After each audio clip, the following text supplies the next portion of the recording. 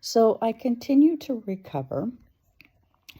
What I had was cellulitis in my finger. I thought it was gout, and because of the pain, I mean, I couldn't move it. It felt like as it was moving down my finger, like the joints were getting impacted, and I kept thinking that must be gout, and I've had gout one other time, so I thought it felt similar, and then I thought it was something else. I can't remember what else I thought, and then I realized, oh my God, it's none of the above.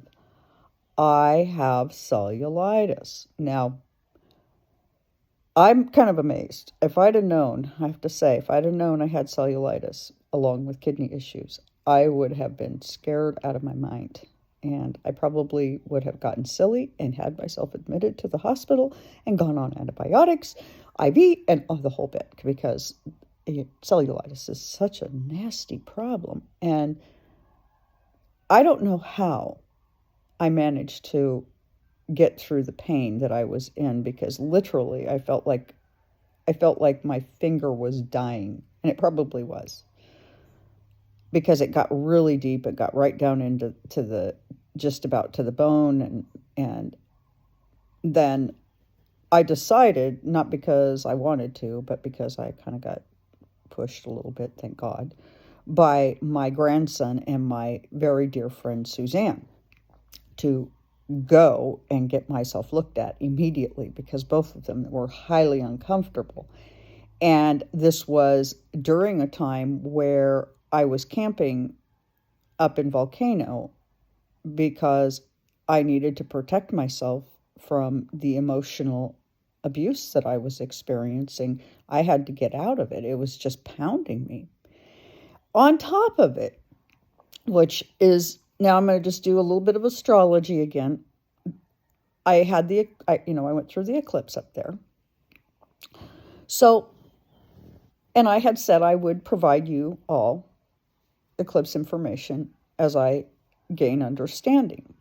Well, what was happening up there is Jupiter had gone into Pisces. My Pisces is 4th house, medical. Now, we don't really think of Jupiter as being associated with death or being attracted to death.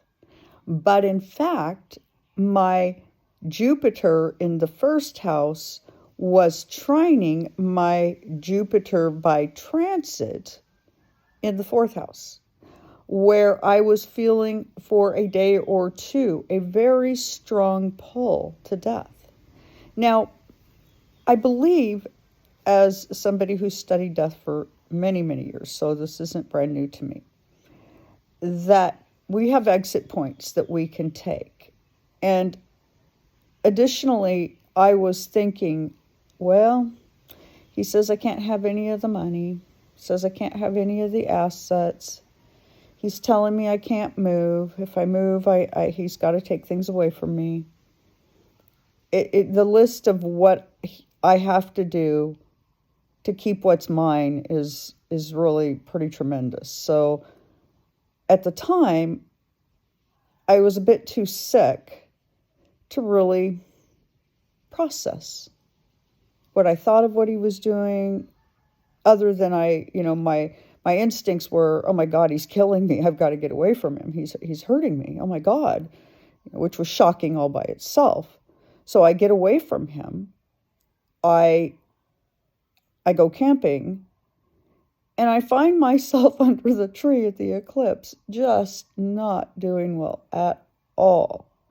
Now, also, in addition to that, so 4th house, I was also trining Mars Gemini in the, let's see, was it trining? It was sextiling, excuse me, Mars and Gemini in the 6th house, where I was trying to figure out Mars in the 6th in Gemini is going to be a placement in your chart, if you have it natally, where you're going to be looking for the compromises. You're going to be looking for ways to do the right thing, to get along, to think about others. It's not an aggressive Mars placement, and that's a good thing, bad thing, right? You have the ability to be quite therapeutic, for others when need be. And because I have Moon in Taurus, that just sort of, again, doubles down that aspect. But I had all sorts of pull going on during the eclipse to exit stage right. And so I just want to point out for death astrology and kind of the things that as astrologers, a medical astrologer, I'm going to be looking for within the chart is where is your Jupiter and how is it summoning you? Because Jupiter is high faith. The ninth house is where Jupiter's normal location is. And I personally think of the ninth house as being an exit point for something otherworldly, something foreign. And I personally have my North Node in the ninth house. So, again, additional reasoning why this is attractive to me, why this was attractive, because that is where I'm going, right? That's where it's where things come in for me. That's the head of my thinking. That's the head of my soul, or my rays, my solar rays, whatever they are. So I will be doing more work on this as myself and my co-reader get ourselves prepared. We are working very hard, I will tell you, behind the scenes, doing our practicing, really getting together what we want to do for the channel, how we want it to be. I want to tell you all this so that you don't go, what's going on here? As things unfold, I am going to be using the name Luna Starseed. I was given that name up on Volcano as being ancestrally who I am. I am Luna.